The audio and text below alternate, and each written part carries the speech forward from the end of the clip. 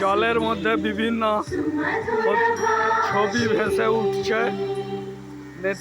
নজরুলের ছবি ভেসে উঠেছে এই মুহূর্তে। রবীন্দ্রনাথ ঠাকুরের ছবি জলের ফোয়ারার মধ্যে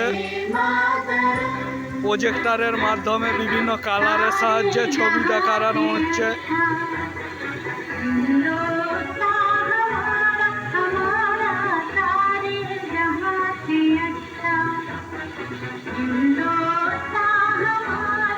ভগৎ সিং এর ছবি।